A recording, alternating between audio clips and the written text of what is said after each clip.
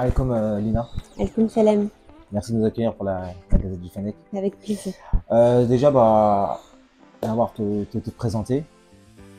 Rapidement. Ok. Ouais. Salut à tous, je m'appelle Boussa Alina, je suis actuellement joueuse à Al Nassr en Arabie Saoudite. J'ai pu passer par plusieurs clubs en France avant d'évoluer en Arabie Saoudite. J'ai évolué au Paris Saint-Germain tout d'abord, où j'ai fait toute ma formation.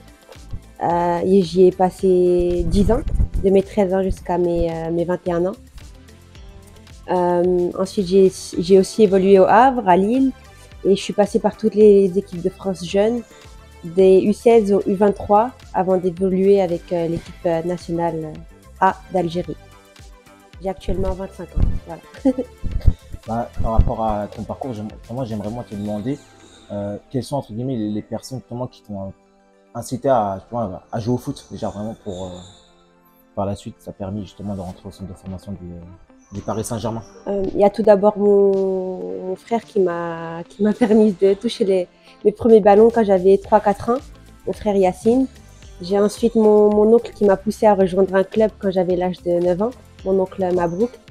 Et ensuite, il y a mon entraîneur formateur, Pierre-Yves Bodino, qui m'a recruté à l'âge de mes 12 ans, 13 ans, pour aller au centre de formation du Paris Saint-Germain. Donc ces trois personnes-là ont eu un impact signifiant dans mon parcours, on va dire. D'accord. Et par rapport au monde du foot de ta formation, toi tu as eu des joueurs, des références à ton poste? Quand j'étais plus jeune, j'avais Louisa Nessib, qui a un Ouais. profil assez similaire. J'ai un profil assez similaire au sien. C'était la joueuse à laquelle je m'identifiais quand j'étais plus jeune. C'est aussi une Algérienne, franco-algérienne, qui était, on l'appelait la Zidanette. Et Zidane, c'est mon idole chez les garçons. Donc dans le style, on va dire Zidane et Nessib chez les féminines quand j'étais plus jeune. Mais Zidane, depuis toujours. D'accord. Par rapport à ta formation, tu te considères plus quoi comme meneuse de jeu, relayeuse? Moi, je me considère, et on me le dit souvent, comme une Ouais. 10 à l'ancienne. Mm.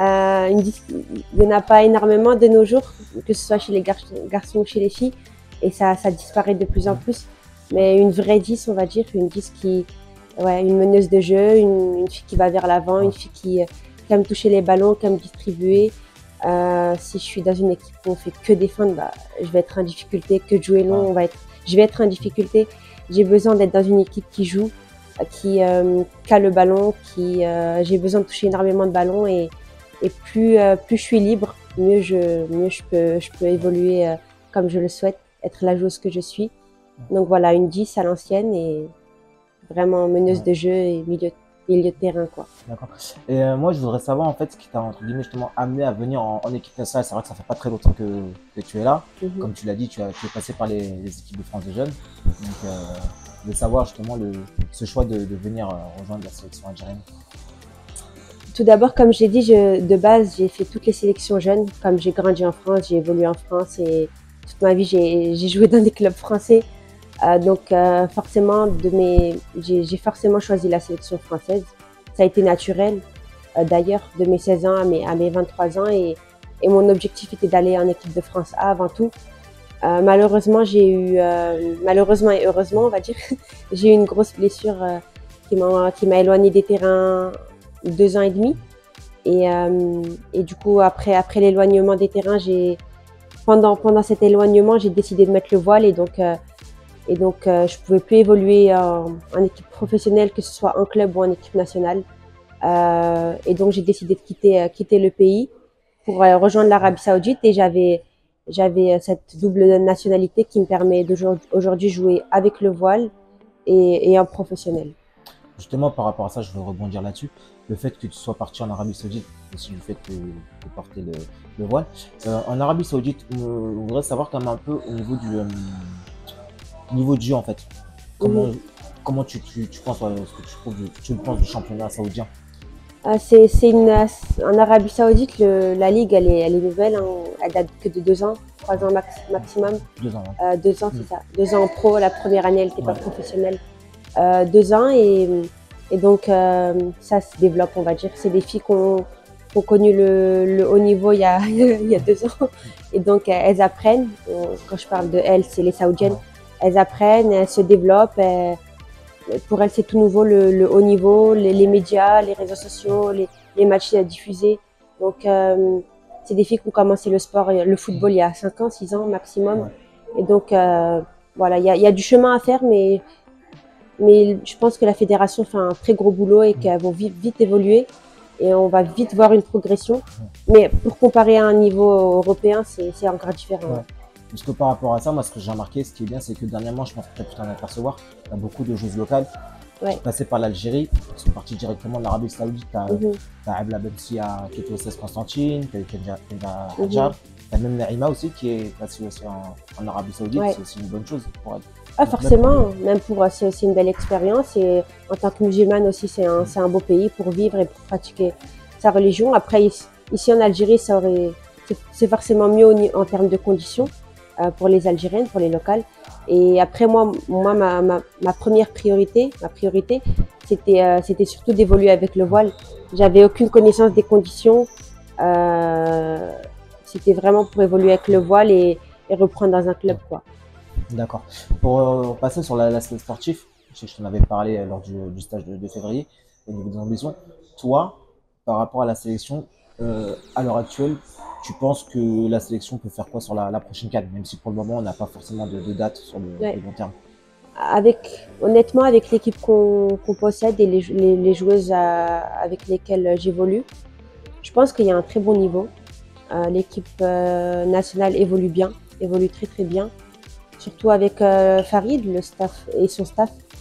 C'est un staff compétent, un très bon coach. Et il a pu faire quelques réglages qui nous permettent de pourquoi pas aller gagner la CAN. En tout cas, c'est l'objectif. Tu participes à une compétition, c'est pour la gagner. Et surtout, là, c'est vraiment pour être honnête, je pense qu'on a les capacités à aller chercher quelque chose d'intéressant. Donc, on va prendre match par match. Et c'est une compétition à court terme, donc il y a quelque chose à faire. Et par rapport au-delà de la CAN, sur on va dire l'aspect du football algérien en général, quel message tu pourrais donner entre guillemets aux jeunes joueuses qui ont envie de jouer au foot, mais aussi aux personnes qui n'ont pas forcément cette visibilité que entre guillemets on a avec les garçons, mais qu'il y a en fait. On n'a pas forcément la même visibilité avec les garçons qu'avec les filles. Toi, quel message tu pourrais apporter justement à ces personnes-là pour qui est un peu plus aux jeunes filles? Ouais, c'est ça. Je dirais que la fédération, elle essaie de mettre quelques moyens, même s'il y a encore un gros travail à faire. Et j'espère qu'ils feront le nécessaire pour laisser l'équipe féminine évoluer. Mais voilà, les jeunes filles qui rêvent de devenir professionnelles ou qui rêvent d'évoluer dans des clubs professionnels en Algérie, de commencer tôt, de commencer quand elles peuvent. Les parents les inciter, si elles aiment, à s'inscrire à un club et voilà, commencer très tôt pour être formaté dans le bon sens et aider l'équipe nationale, on va dire. D'accord, ok. Et dernière question, une petite photo qui a fait le buzz, tu as mis avec Cristiano Ronaldo, qu'est-ce que ça te fait entre guillemets de justement dans le même club que lui, même si la visibilité n'est pas forcément la même. Ouais, non forcément, mais avant tout, Ronaldo, ça a été une très grande inspiration pour moi. Zidane, c'est peut-être mon idole entre guillemets et mon exemple sur le terrain. Mais Ronaldo, c'est celui qui m'a permis d'être inspiré sur plusieurs plans, plan mental, physique, athlétique.